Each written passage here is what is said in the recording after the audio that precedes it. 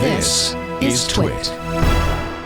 Joining us to talk about AI's involvement in a scary zombie resurrection is the true one and only Christina Warren. Hi, Christina. Hey, Mikah, how are you? I am peachy keen and so glad to be talking to you today. How are you? I'm great. Well, as you said, I'm a little bit zombified right now. I guess we'll kind of get into it. But I've had kind of a weird week. To be honest, I'm doing really well. But stuff happened that we're going to talk about that I was not expecting. Like if you had said this to me. Let me set the stage. Yeah. Yes, set the stage. Yes. Yeah. So first and foremost, it's important to understand that there, of course, have been a number of publications that have existed online that over time have, gone the way of the dodo. And one of those publications, TUAW, TUAW, is a publication that, was around for a long time and has gone away. So I was hoping, first and foremost, you could start by telling us about the site and then also your involvement with the site. Sure. So TUAW, or TUAW as it was called, was the unofficial Apple weblog. And it was one of the it came out early kind of during the big blogging boom. I think it first launched in 2004 about all things Apple. And it wasn't the first Apple blog, but it was one of the early Apple blogs. And certainly for a time, it was one of the most prominent Apple blogs. And it holds a dear place in my heart because it's where I started writing about tech.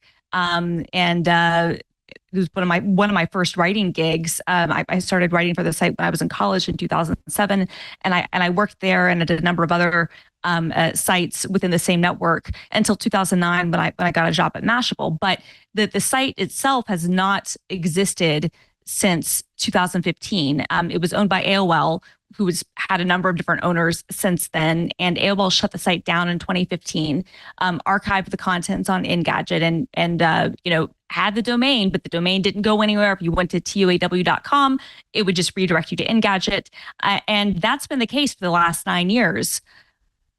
Until this week. Until now. Yeah. So that tells us how long it's been gone. And, I was kind of curious when it came to what would happen if you tried to go there before. So knowing that it would go to Engadget, but something seems to have brought it back. Tell us about its resurrection, how you found out about its resurrection, and kind of your initial reaction upon learning that it had returned. Yeah, so I guess it was Tuesday. I got a text from John Gruber, of Deer and Fireball, who he had come across it, I guess, because the site he was searching for an issue on his Mac why something wasn't working, and he was taken to a link to TUAW, and he was like, "Wait a minute, this site doesn't exist anymore," or I thought it didn't. He clicked on the link, and I don't know if I was the byline for that story or not, but he was kind of tooling around and saw archives that had my name, Christina Warren, attached, but a different profile photo. And he sent me the link and he was like, "Look at this." And my immediate reaction was kind of a WTF, what is this? And then I think I was a little bit confused. And at first I was thinking, okay, well, did AOL or Yahoo or Apollo Global or whoever the owner is, did they finally sell the domain? Okay, maybe, the domain has been sold, and I could understand that happens. I've seen this for years where a domain will expire, someone else will buy the domain, and they will recreate, archives, sometimes with similar links to old, pages on that domain that they'll serve. What struck me, though, what was different about this, and usually it's just all kind of spam blog content. It's not trying to pass itself off as anything else. And I think it's usually a ploy to try to take advantage of backlinks that might already have existed for something in some sort of, I guess, scenario where they think they can somehow get money out of it. I don't think the economics work, but I think that's what the idea is. What was different about this was that not only were there archives of old articles, which incidentally were not things that I'd actually written. Some of the headlines were similar to posts that other people had written, but the things that were attributed to me written in the past were not actually things that I had written in the past. What was surprising and frankly disturbing to me was that there was new content. The site was presenting itself as being resurrected. Basically, in the about page, it said that they had acquired the domain and the domain only, not the content from Yahoo IP, and they were wanting to resurrect it and bring it back, kind of as a new, bring back its glory days. That they had a whole staff of writers and editors. But when you clicked on the about us page, when you went to our team, the team page at the time, this has since changed. The names were all of the former contributors to the site. Wow. And the photos were AI generated. But beyond that, and you might think, okay, well, maybe they were trying to pay homage and again, maybe have the archives, which again, they didn't buy. They didn't have any rights to the content. Maybe that's what they were trying to do. No, they were then publishing new content. And I'm going to use publishing in quotation marks here, that they were attributing to the old authors' names. And so it was looking as if I'd published, dozens and dozens of articles since July 1st, 2024, under the byline Christina Warren at the website TUAW.com. And finding that out, I got a little bit, I'm not going to lie, I got a little bit angry. I got a little bit perturbed. And I tweeted about it. I posted about it on Threads and on Mastodon.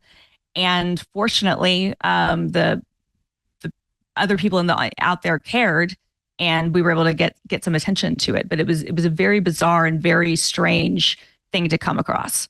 Absolutely. I mean, especially given that it seems like no one knew about it and wouldn't have known about it unless, you came across it naturally. There was no alert given to you at all. There was obviously, especially no question of whether or not you wanted your name attached to it. It made me curious, is any of the content on the website any good at all? Like what is there and what is it doing? Is it all just Google search farming, or is there actually helpful stuff on there at all? No. From what I can gather, what they did is they went through, and this was funny, they admitted to this in their about page at the time, and I don't know if they've changed this because since the publicity has come out about this, they've made a number of changes to the site. Some that have been beneficial, some that don't really solve the underlying problem. But in their initial about page, they said that basically they went through archive.org and, quote, meticulously rewrote the content to match current standards and practices. What? That's not what they did. Yeah. So what they did is I think what they did is they found slugs or archived copies on archive.org.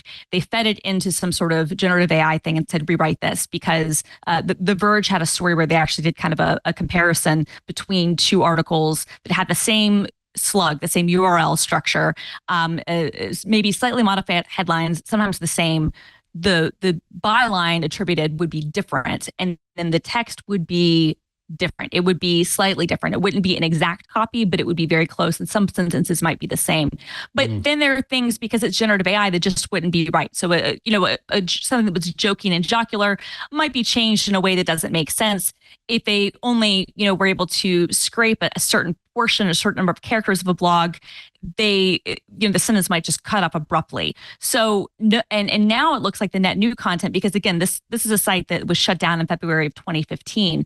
I stopped working for it in 2009, but it had new articles attributed to me, and it had content attributed to me from long before I'd even joined. But now it looks like the content that is on the site is being stolen from other sources and maybe being lightly rewritten again with AI. It looks like a lot of the headlines are from places like Mac Rumors, and so I hope that the Mac Rumors team is able to send some cease and desist or get their lawyers involved. Yeah, because this was my next question. What obviously it's hard to get in the head of people that are behaving this bizarrely, but what do you think they saw as what could possibly be the benefit of resurrecting a dead site and using the names of real life people for the content? I know since then things have changed a bit, but like, what do you think it was just trying to quickly get something and then it kind of boggles the mind a little bit. It's not very sneaky, and you're using people who are more likely to be extremely online than people who are not. That's where I'm kind of blown away. No, I am too. I mean, the whole scheme kind of breaks apart a lot. I should note that the company behind this, I believe that, and their name goes on by a number of different things, but I believe Web Orange Limited is how they are described on their own website right now. And yeah, Web Orange Limited is who the owner is. This is not the first time they've done this. This is the first time, at least as far as I can see, kind of maybe using AI to this extent. But they bought a site called iLounge, which older school, iOS and even before that iPod people might remember. They bought that site in 2019 and have continued publishing content on it.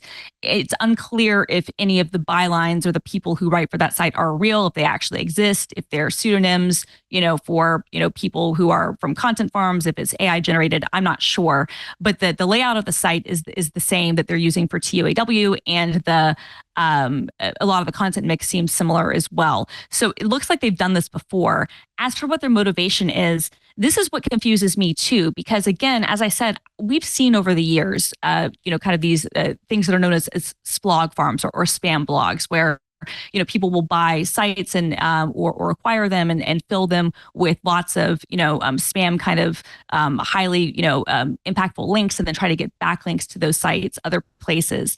And a lot of times what people have done in the past is they've bought these older domains after they've expired, and they've maybe tried to refill the content to again take advantage of the backlinks and try to get some authority within Google search, and then that way they can I guess try to make money through advertising or through search that way. What confuses me about this is that the site, I can understand maybe acquiring something like iLounge, even if the content you're continuing to put on it is low quality. I think that they acquired that site from the owner. I'm not sure of the details on that, but this was a site that hadn't existed for close to a decade, that most of the backlinks had probably kind of rotted away, and so I don't know what value there was with it. And beyond that, as you said, the writers and the real people whose names they were putting on this content, not everyone is still, active online and involved in things, but certainly a number of us are. So, you would think this would set things off, but even beyond that, Google has made changes to their search algorithm to try to limit the impact that these sorts of sites and services can have. And so the only thing I can glean, and this is just a guess because I don't know, is that this was something that was cheaply acquired. They bought the domain and they were able to very cheaply generate content for the site, and just figured, okay, if we can somehow get within maybe Google News results or Google search results, we can generate, traffic and thus ad revenue, even if no one is actually getting anything of value out of our site. That's the only thing that I can grasp. But the way they did it, and the method of taking real people's names, misappropriating them, putting them on to new content, as well as rewriting and misattributing past content, that was what kind of shocked me, right? Like that was the thing that I didn't expect to see.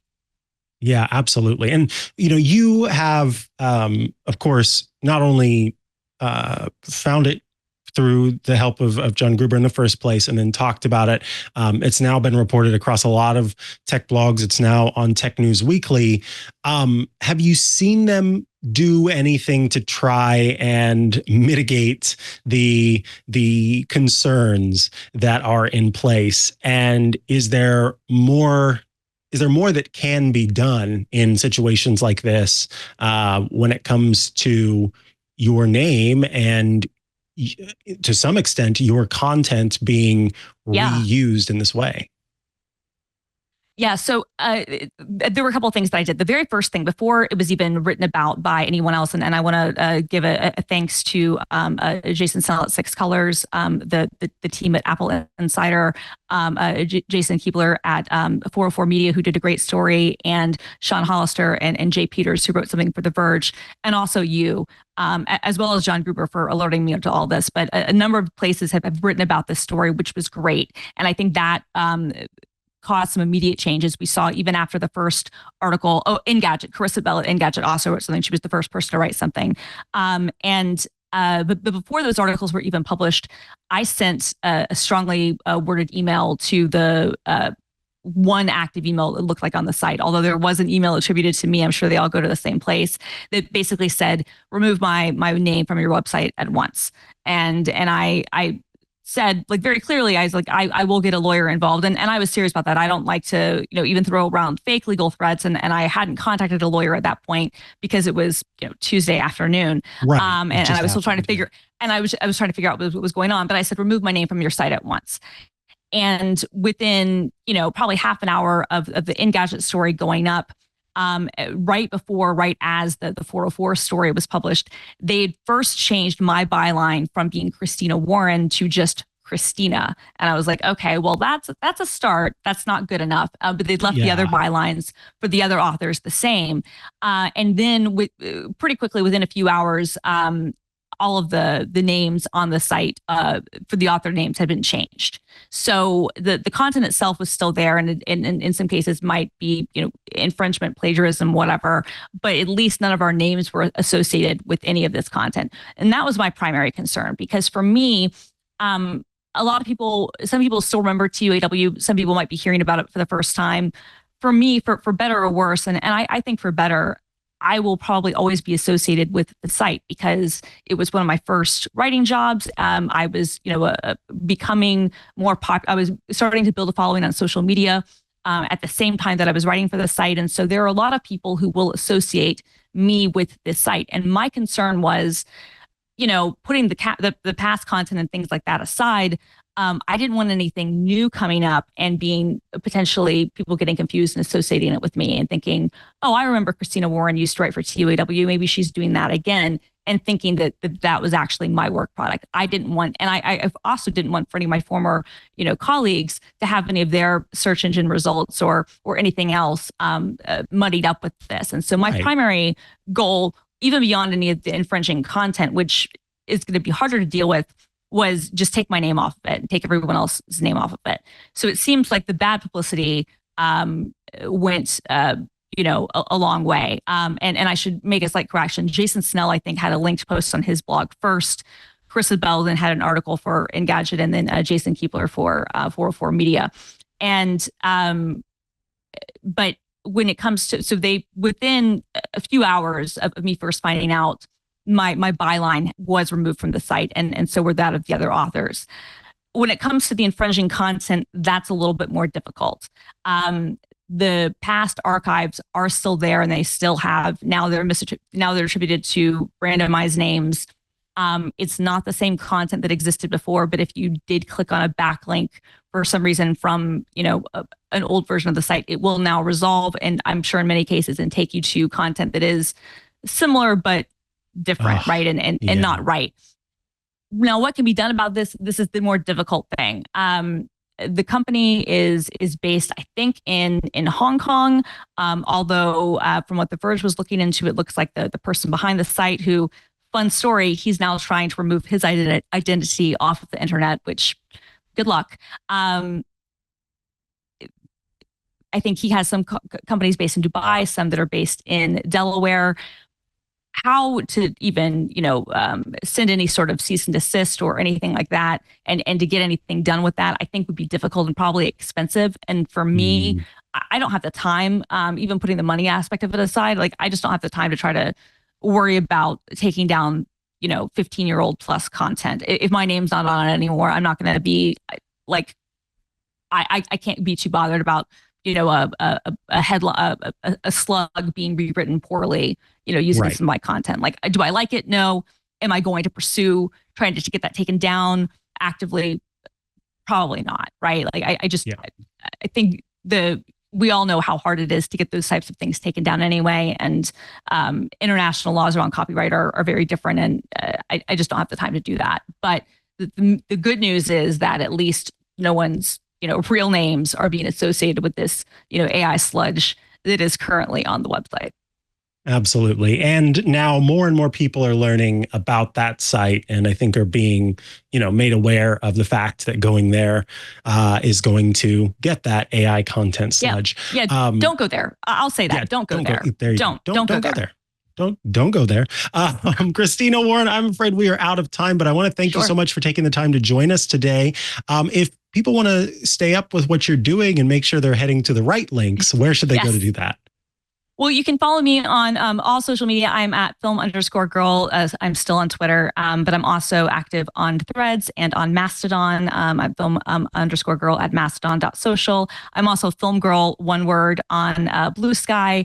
And you can watch the videos that I do at work at GitHub at youtube.com/GitHub.